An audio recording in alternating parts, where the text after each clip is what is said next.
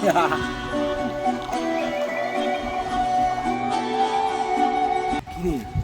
ওটা তো জয়। হ্যাঁ তাই তো। সঙ্গে মনে ওর বউ। চ কথা বলে আসি। চলো। কি ব্যাপার রে জয়, তোর তো এখন বিশাল ব্যাপার, দেখা সাক্ষাৎই পাওয়া যায় না। তুই এখন খুব বড় ইউটিউবার, ভাইরাল। আমরাও একটা ছোটোখাটো চ্যানেল খুলেছি, ভিডিও টিডিও করি। আমাদের সঙ্গে মাঝে মাঝে এসে একটু ভিডিও টিডিও কর, তাহলে আমরাও একটু ভাইরাল হতে পারবো। আরে সেরকম কোনো ব্যাপার না, তোরাও চেষ্টা কর, আস্তে আস্তে ঠিক হয়ে যাবে, বুঝেছিস তো? না মানে, তাও যদি তুই আমাদের মাথার উপর একটু হাত রেখে দিতিস, তাহলে তো সব কিছু ইজিলি হয়ে যেত। আচ্ছা ঠিক আছে, তোরা কর না, আমি আছি তো।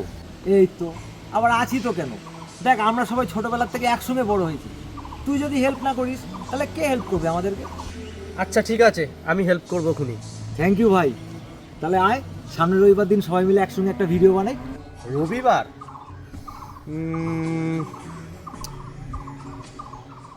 না রে ভাই, রবিবারটা হবে না। রবিবারে আমাদের দুজনের একটা পার্টিতে ইনভাইট আছে। তোরা না একটা কাজ কর, নেক্সট উইকে একটা ডেট ঠিক কর। আচ্ছা ঠিক আছে, তাহলে নেক্সট উইকে কোনো একটা দিন দেখে তোর বাড়িতে গিয়ে খবর দিয়ে আসবো, যেহেতু সময় পেলে আমাদের সঙ্গে একটু ভিডিওটা করিস ভাই। ওকে ঠিক আছে, তাহলে নেক্সট উইক আমার বাড়িতে আয় তাইলে। এই চলো।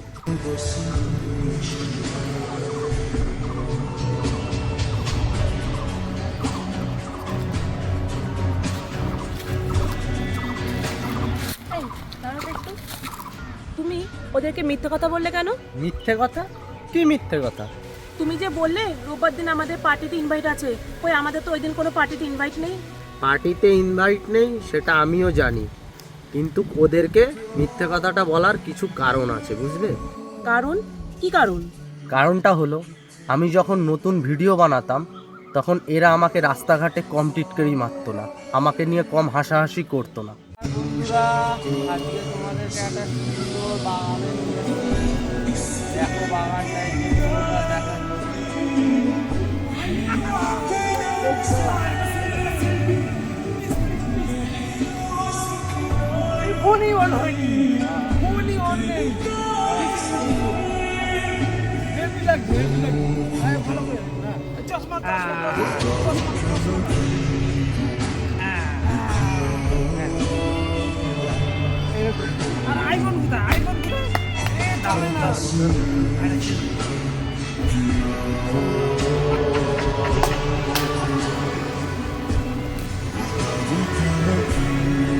আজকে যখন আমি একটা জায়গায় পৌঁছেছি, ওরা আমার কাছে হেল্প চাইছে। ওরা হয়তো পুরনো দিনগুলোর কথা ভুলে গেছে, কিন্তু আমি কখনো ভুলবো না। বুঝলাম। তাহলে তুমি যা করেছো ঠিক করেছো। আজকাল সাপোর্ট করার সময় কেউ থাকে না, কিন্তু সাকসেস পাওয়ার জন্য তখন সবাই দৌড়ে দৌড়ে চলে আসে। চলো।